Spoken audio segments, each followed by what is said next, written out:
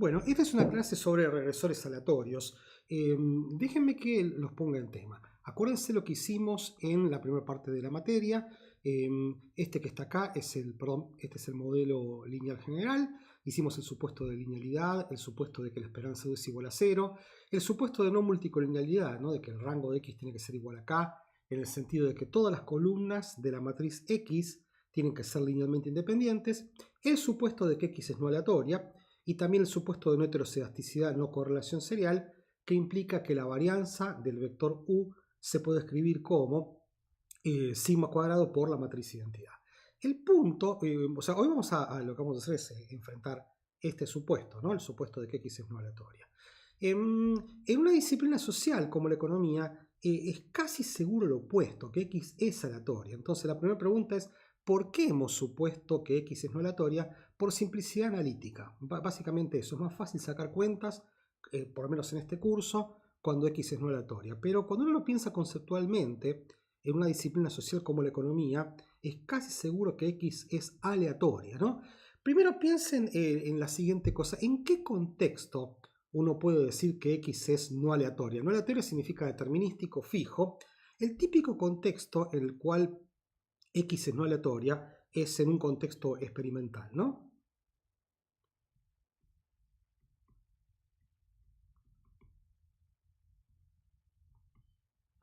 En un experimento, piensen por ejemplo que esta fuese una materia de agronomía en donde X es cantidad de fertilizante y Y es, por ejemplo, el tamaño de una planta. Entonces, para estudiar el efecto que tiene el fertilizante sobre una planta, lo que uno haría si fuese un agrónomo, es asignar distintas dosis de fertilizante en distintas parcelas y después medir Y, que es la altura de la planta, y eso permite estudiar qué relación hay entre el fertilizante y la altura. ¿Está bien?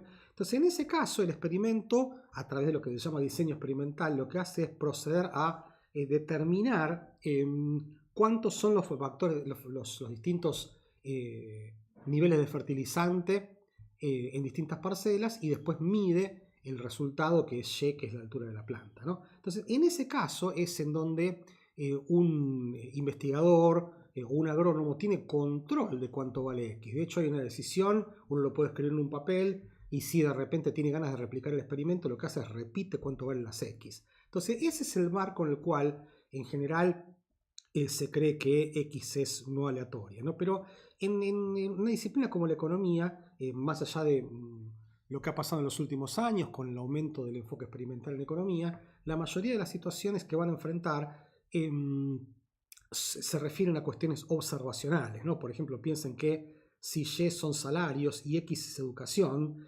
medida en años, como hemos visto en muchos ejemplos, resulta que no hay un experimento que determina cuál es la educación cuál es el nivel de educación de las personas y como resultado vemos los salarios, sino que la gente toma sus decisiones de la educación. Es más, mucha gente toma la decisión de educarse más o menos pensando en que posiblemente acceder a una mejor educación le va a permitir mejorar sus condiciones de vida a través de su salario. Entonces X, en una disciplina como la economía, difícilmente esté determinada por un experimento, ¿está bien? En todo caso, se determina por las acciones de las personas, que a su vez toman decisiones acerca de X mirando otras variables. Entonces, lo natural es pensar que si Y es aleatoria, X también es aleatoria, porque hay factores fortuitos que impactan en la forma en la cual X se determina. O sea que, en definitiva, en una disciplina no experimental como la economía, lo más probable es que X sea aleatoria. Entonces, es lo que tenemos que hacer ahora. Lo que vamos a hacer ahora es acomodar un poquitito el modelo lineal general para que el método de mínimos cuadrados ordinarios siga funcionando aun cuando X es aleatoria. Eso es lo que tenemos que hacer. Entonces, esto que está acá es algo así como el parche que tenemos que implementar para que el método de mínimos cuadrados ordinarios siga funcionando, ¿no? Entonces, esto que está acá es algo así como el modelo clásico con regresores aleatorios que permite que las X sean aleatorias. Entonces, acá es cuestión de jugar un poquitito el juego de las 7 diferencias, ¿no? Fíjense qué hay de nuevo y qué hay de viejo. El supuesto de linealidad lo vamos a mantener, ¿está bien? Acá no hay nada nuevo. El que es nuevo es este. Esto es nuevo, ¿está bien? Es lo que se llama supuesto de exogeneidad estricta. Dice que ahora que permitimos que las X sean aleatorias, tenemos que exigir que la esperanza de U dado X es igual a 0. Esto es difícil de entender, de hecho, en el próximo slide justamente me quiero dedicar exclusivamente a entender qué significa que la esperanza de U de X es igual a 0. Después vamos a mantener el supuesto de no multicolonialidad, ¿está bien? Y ahora estamos permitiendo, obviamente, que X sea aleatoria. Y el resto lo mantenemos también en forma idéntica, o sea, estamos manteniendo el supuesto de no heterocedasticidad, no correlación serial. Entonces, fíjense de vuelta, de comparar qué hay de nuevo, qué hay de viejo. Lo que está pasando es que cuando permitimos que X sea aleatoria, ¿está bien? O sea, una vez que nosotros dejamos que X sea aleatoria, resulta que tenemos que ir a un supuesto nuevo, ¿está bien? Que es que la esperanza de U dado X es igual a 0. Entonces, justamente lo que quiero que estudiemos ahora, que discutamos, es qué significa que la esperanza de U dado X es igual a 0. Es complicado, ¿está bien? Lo primero que tenemos que desandar es la idea de esperanza condicional, que yo estoy suponiendo que alguna cosa tienen que haber visto en alguno de los cursos de estadística, ¿no? Acuérdense de la siguiente cosa, déjenme que lo escriba por acá arriba, ¿no? Les recuerdo que era la esperanza de una variable aleatoria, ¿no? La esperanza de una variable aleatoria X, ¿está bien? Es la suma continua, esto es un integral, no se nota pero es un integral, de todos los valores que puede tomar X ponderados por sus chances de ocurrencia. ¿Está bien? Esto es el valor esperado de una variable aleatoria continua, ¿no? Es difícil dar una definición precisa de qué significa la esperanza condicional, ¿no? Porque formalmente es un objeto complejo, pero vamos a decir que la esperanza condicional hace el siguiente trabajo. Para cualquier par de variables aleatorias, y y z, la esperanza de la variable aleatoria y, dado que la variable aleatoria z toma un valor en particular, z minúscula, es el valor esperado que toma y, dado que z es igual a z minúscula. ¿Está bien?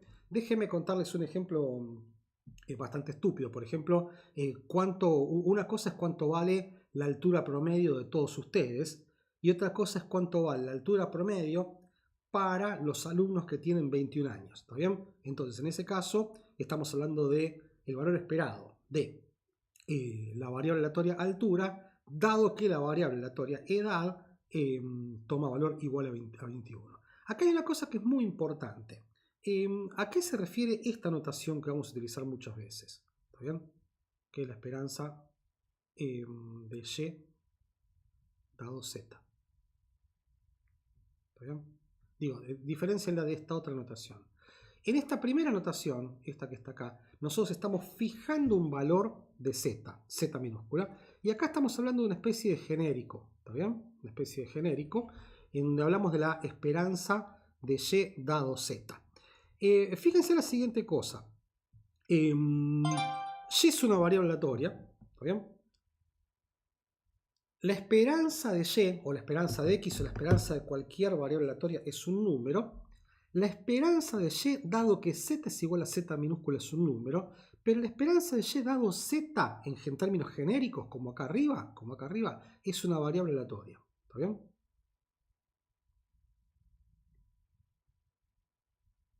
Es una variable aleatoria.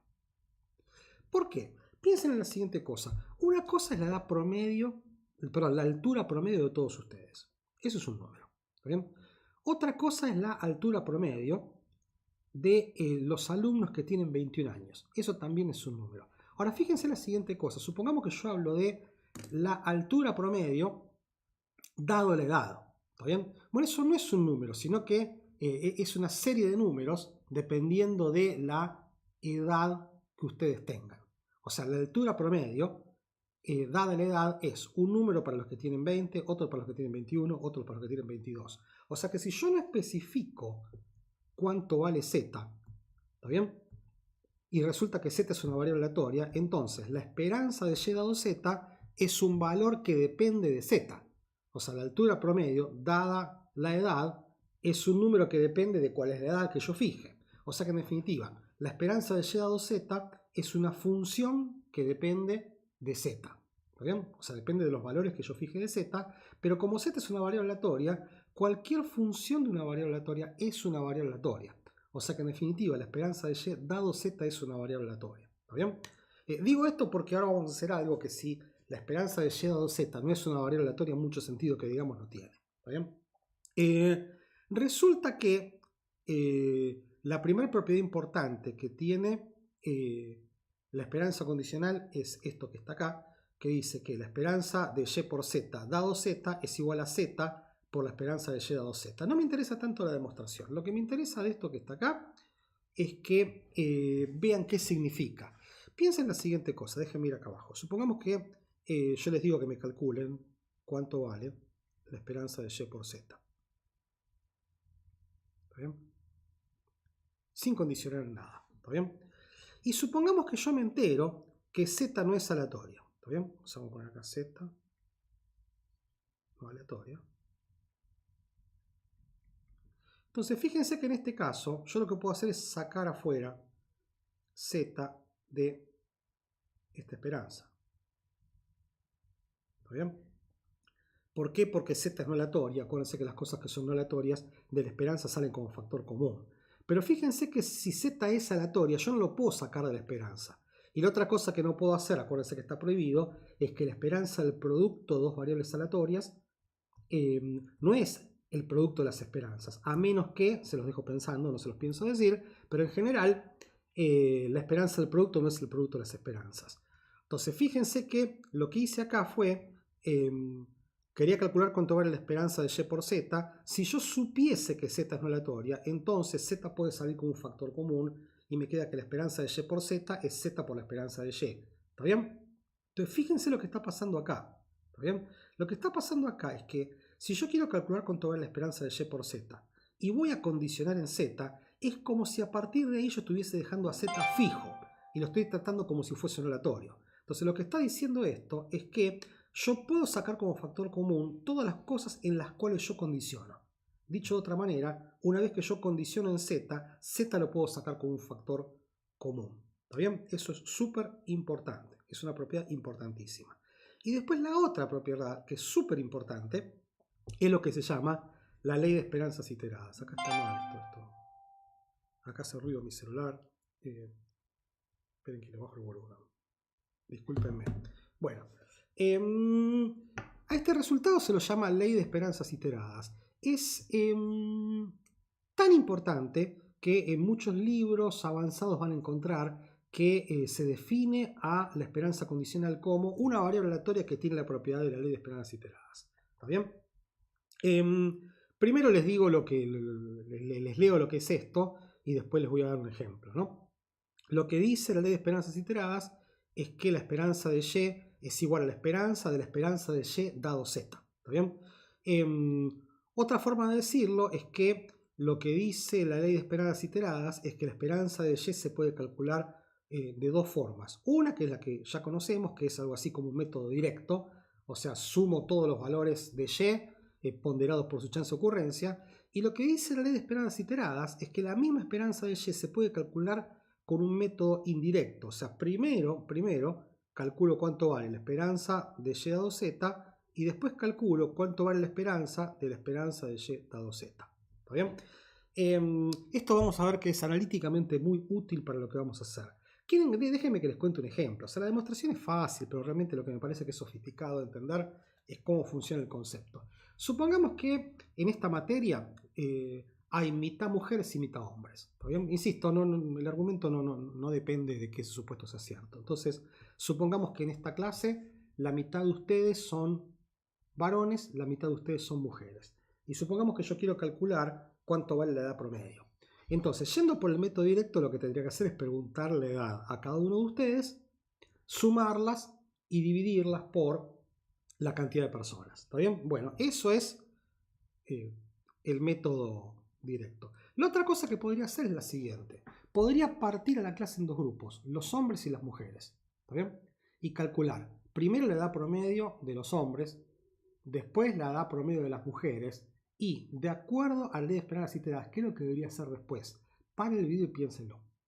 Bien, entonces, lo que debería hacer es sacar el promedio de los promedios. Entonces, repitiendo, yo tengo dos formas de calcular la edad promedio de ustedes. Una es directo, le pregunto la edad a todos ustedes y lo divido por la cantidad de alumnos. Y la otra es ir por la ley de esperadas iteradas. Calculo la edad promedio de los hombres, la edad promedio de las mujeres y después tomo el promedio de los promedios. ¿Está bien? Y me tiene que dar exactamente lo mismo.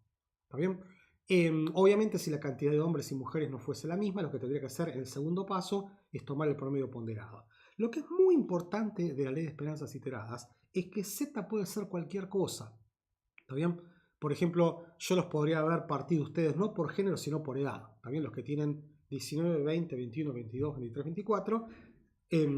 Perdón, ahí lo hice con la edad. Y calcular con la altura promedio. Por ejemplo, calcula la altura de los que tienen 19, la altura promedio de los que tienen 19, 20, 21, 22. Y después tomo el promedio de los promedios. ¿Está bien?